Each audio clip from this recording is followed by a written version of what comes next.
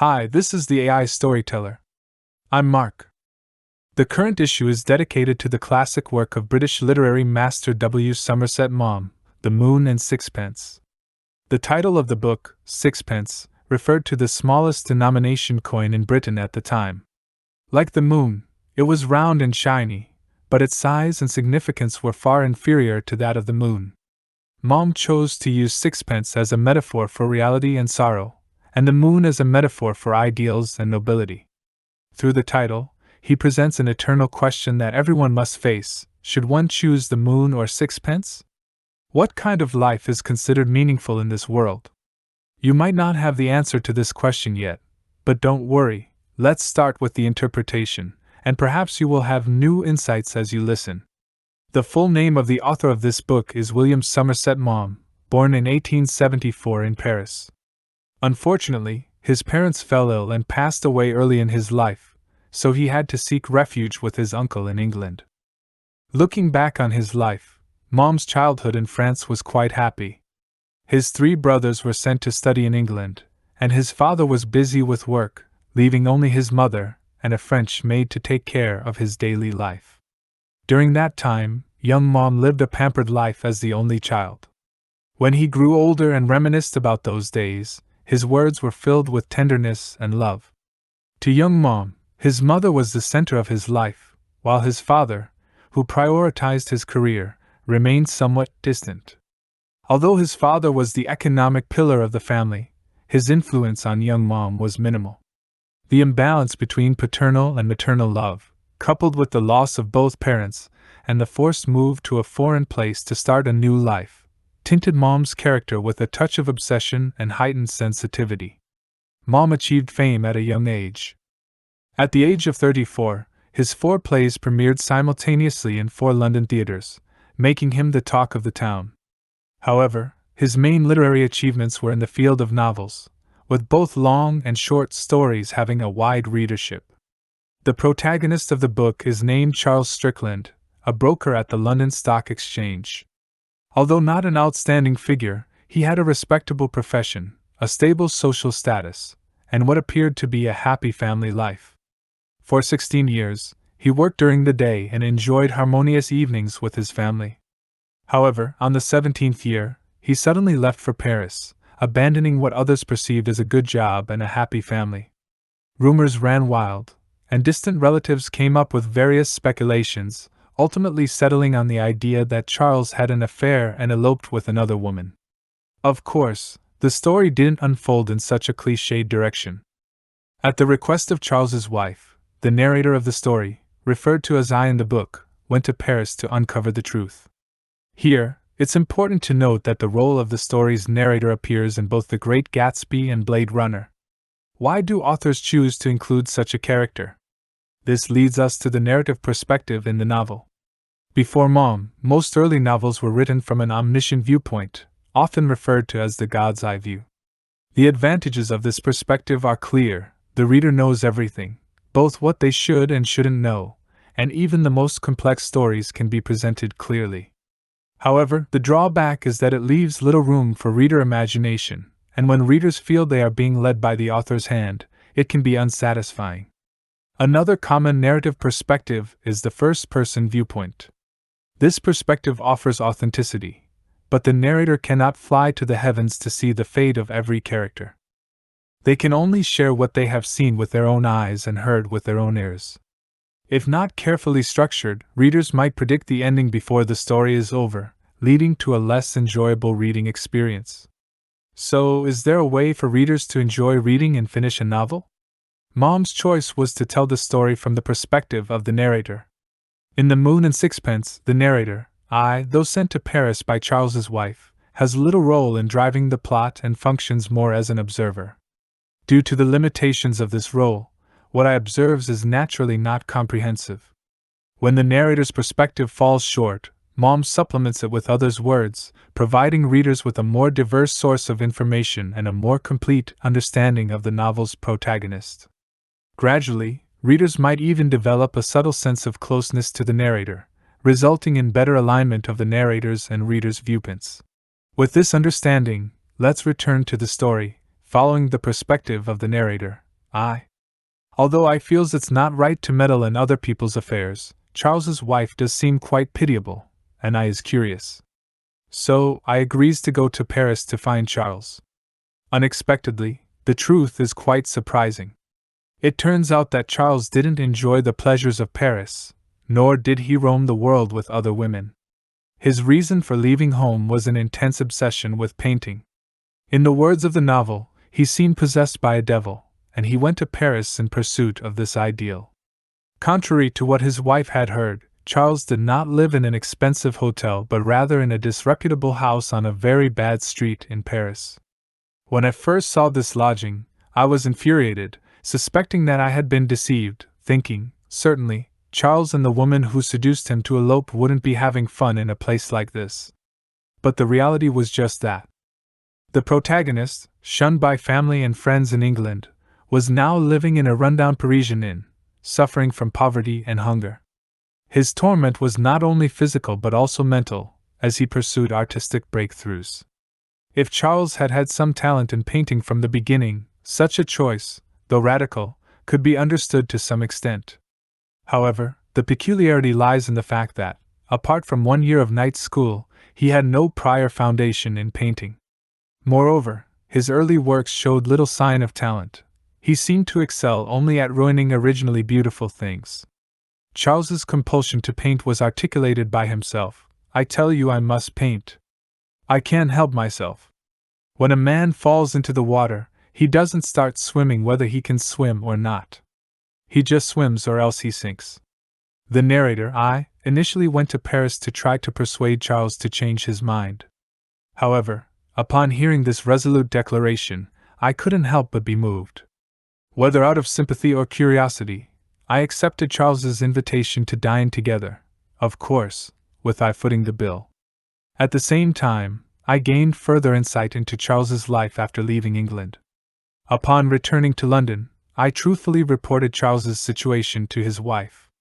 Surprisingly, his wife asked I not to let the word out and preferred to let the world continue believing that her husband had eloped with another woman. Reading this, we must admire Maugham's insightful observations of human nature. He has the ability to make characters make choices that align with their identities and personalities. When shaping characters, he is like a surgeon, remaining calm and precise at every step.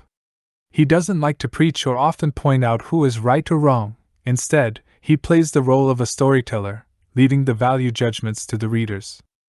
In Maugham's eyes, human nature is always elusive, so in his works, he often ridicules those characters who try to understand others' behavior based on their own daily experiences.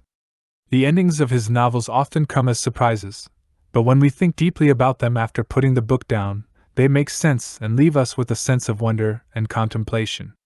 Returning to the story, although Charles's works were ignored in the market, and some who had seen his paintings even believed he lacked artistic talent, there is a saying that there is a master for every trade, and perceptive individuals do exist. Charles's master was the third-rate painter Dirk Struve. Struve had a kind heart, and possessed an artistic intuition that ordinary people lacked. While others found Charles's work stale and ostentatious, he recognized Charles's genius in painting at first sight.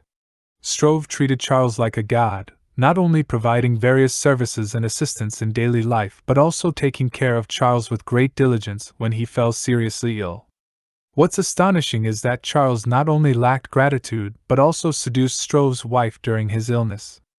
Reading this, Charles not only abandoned his family but also repaid kindness with enmity. In the eyes of society, this was almost unforgivable. Subsequently, Charles moved out of Struve's home and embarked on a journey of vagabondage. Of course, as the narrator of the story, I had lost contact with him after leaving Paris for many years.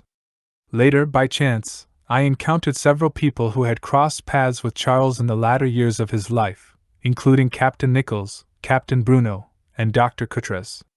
From their accounts, I learned the story of this acquaintance's later life. You see, the multiple perspectives we mentioned earlier come into play here. It turns out that Charles traveled through several countries and finally settled on the island of Tahiti in the South Pacific. He married a native girl named Ada and lived a secluded life. There, He was far from the noise and turmoil and was contentedly engaged in artistic creation. Only in Tahiti did he seem to have truly found the way of life he loved. Unfortunately, not long after, Charles contracted leprosy and became blind in the last year of his life. During this time, Ada never left his side, taking care of him and accompanying him to complete a monumental mural that embodied a lifetime of talent and effort. But just when the narrator and the reader were eagerly anticipating how these extraordinary masterpieces would be revealed, the story took a disheartening turn. Following Charles's last wish, Ada set fire to the house with the mural, because he had made Ada promise to burn the house down and see that every stick was burned before she went away. There is a famous American publishing company called Heritage known for producing beautifully illustrated editions of classic literary works. In 1941, they released a book titled The Moon and Sixpence, which featured a significant collection of paintings by the French post-impressionist master Paul Gauguin. Why did they do this? Because the protagonist of The Moon and Sixpence is a character modeled after Gauguin himself. However, a prototype is still a prototype, and the success of a fictional character ultimately depends on the author's rich imagination. Specifically, in the case of The Moon and Sixpence, knowing that Charles was based on Gauguin allows us to reference his life trajectory and see how Maugham shaped a great painter into a classic literary character. Gauguin had worked as a broker before aspiring to become a painter, and his life was full of hardships, often sleeping outdoors and going hungry. He spent his final years on the island of Tahiti. However, apart from the general outline of his life, Maugham's Charles is not Paul Gauguin. Charles's words and actions are more unique, more eccentric, and more dramatic than Gauguin's. In other words, the authenticity of Charles as a character in the novel is literary authenticity, not real-life authenticity. Although The Moon and Sixpence brought greater attention to Gauguin's extraordinary talent and remarkable courage, this work is not a biography and cannot be compared to the American author Irving Stone's Lust for Life, which depicts another artistic genius, Vincent van Gogh. Now, let's take a step back and look at the story of The Moon and Sixpence. In modern terms, it's a straightforward story. Life is not just about the daily grind, there's also poetry and distant horizons. So, the question arises, why did such a seemingly common story archetype become Maugham's most celebrated work? The answer lies in its literary value. Maugham is often referred to as a master storyteller with profound insights and rich experiences. He values character development and plot design, which are well reflected in this book. Let's examine each aspect separately. First, let's talk about the characters. From a moral perspective, Charles, who abandons his family and repays his only benefactor with ingratitude, can't be considered a likable character. However, when measured by literary standards, he is a charming character. His primary allure lies in his originality. Charles is a type of character rarely seen in previous literary works. Maugham himself acknowledged that although there are various character types, they are not infinite. With centuries of history in the creation of novels, stories, plays, and epics, it's extremely challenging for novelists to create entirely new characters. However, characters are reflections of the author's personality. If the author's personality is exceptional, the characters created by them will carry an aura of originality. Now, let's discuss the plot. Maugham believed that an excellent novel should have a coherent and convincing storyline. It should have a beginning, middle, and end, with the ending being a natural result of the beginning. The plot should also be plausible and not feel forced. In The Moon and Sixpence, Maugham effectively puts his literary principles into practice. Through a series of straightforward narration, flashbacks, retrospectives, occasional asides, and discussions, he pieces together the legendary life of the protagonist. Charles's initial life, seemingly blissful and enviable, is abandoned for the pursuit of painting, eventually leading to his death in a foreign land. These two phases of his life are sharply contrasting, almost like two parallel worlds, yet they appear entirely plausible in Maugham's narrative. To some extent, it is Maugham's confident and well-paced storytelling that makes it easier for readers to be immersed in the story and believe in the rationality of the plot twists. The Moon and Sixpence has been a favorite of many readers since its publication in April 1919, but it did not receive widespread acclaim from critics at the time. People had just emerged from the shadows of World War I and were in need of a spiritual refuge. Maugham's portrayal of the exotic island of Tahiti, full of allure and imagination, struck a chord with readers. In the novel, Maugham subtly satirizes certain aspects of bourgeois lifestyles and societal norms, eliciting knowing smiles from the audience. These scenes were inspired by his experiences in the salon of a lady during his youth when he was an unknown writer. In The Moon and Sixpence, Maugham's insight into human nature and society is brilliantly displayed. Mrs. Charles's vanity, Strickland's selflessness that goes beyond conventional understanding, Mrs. Strickland's almost pathological admiration for Charles.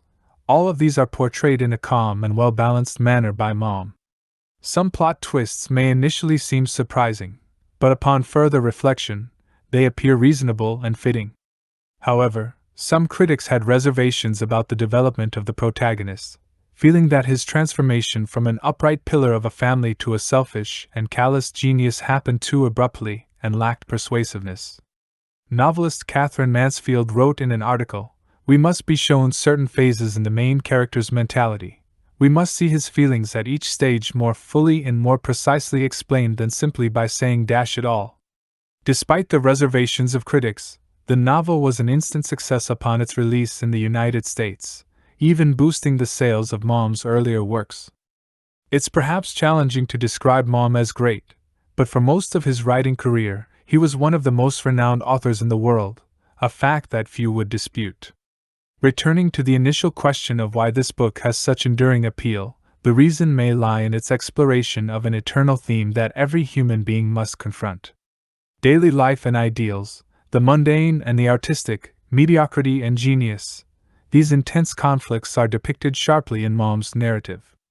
The reason he portrays characters in such extreme ways is essentially to force us to contemplate these issues. Throughout history and across the world, countless individuals have been tormented by the dilemma posed by these questions: should one choose the moon or the sixpence? What kind of life is not in vain? It can be said that most people, at some stage in their lives, face such spiritual crises. When the brilliance of talent resides in an unruly, and even quite selfish, vessel, how should we reconcile this contradiction? How should we view such unique talents?